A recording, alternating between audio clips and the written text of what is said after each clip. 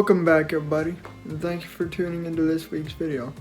In this video, we will be doing another fossil hunt overview. This fossil hunt I took was the same place as the last one and the day after the last one. So they're pretty much similar hunts, but I do have some cooler things in this video and some similar things, and then some things that I'm not sure what they are.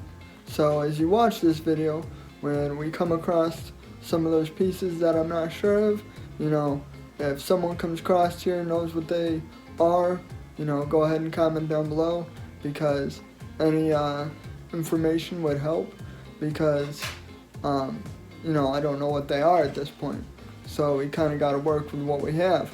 But anyway, that's what we'll be doing in this video, and I hope you enjoy. Okay, so first up, we have a piece of coal. There's not really much to say about this, but it is super brittle. This thing chips away just by me touching it. So I try not to touch it too much, which is why it's also still dirty. But yeah, this is a pretty neat piece of coal, because this is actually one of the bigger pieces that I have now. And I just like keeping them because they look cool. Okay, so our second piece is one of the pieces that I'm not sure what they are yet. This is obviously a fossil. You can tell that the limestone is tan and that the fossil is black and or gray.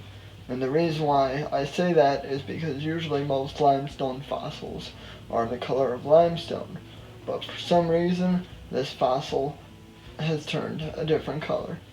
So I don't know if that has anything to do with the type of fossil it is or not. Yeah, I'll just have to keep looking into that. If you know anything about it, feel free to comment down below. Because honestly, I just have no clue. So anything at this point would be helpful. Okay, and our third piece is what I am considering a fossil ball. And what I mean by that is a bunch of fossils stuck together. Now you can see that this is definitely worn down like nobody's business, but you can still see the outlines of the fossils. Theoretically, if I were to take away all the limestone, you probably could see some fossil formation. That being said, with it being as worn as it is, I don't think that would be the case. So we'll probably just leave this rock as is and just keep it on the shelf like this, because it's better to have a worn down fossil than no fossil at all. So this mineral you are looking at right now is called granite. Most people have these as countertops. Well, I don't know about most people having granite countertops, but I know they are made into countertops. But basically, I just really like this piece. I didn't really need another piece of granite, but I just really like the color combination and the way it shines in the sun. It is kind of dirty still there on the edge, so I'll probably have to soak it in peroxide to get it completely clean, but that's not going to be too hard to do. So yeah. So this next piece right here is another fossil that I'm not sure what it is yet. As you can see, the limestone is still pretty prominent there in the center of the fossil.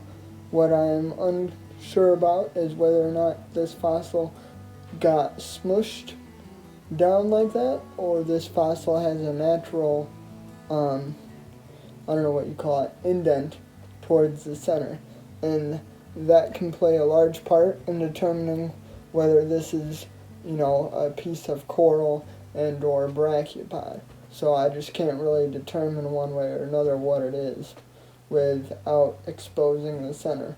So as of right now, I really don't know what it is.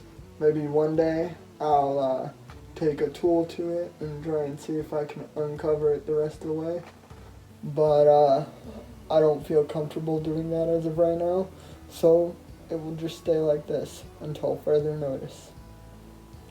Okay, this next fossil right here is one that actually is pretty interesting to me. Up until just a few weeks ago, I wasn't even sure what kind of fossil this was.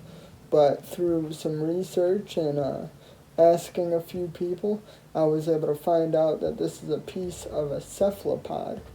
I can't really determine what exactly it is yet because there's just not enough fossil there.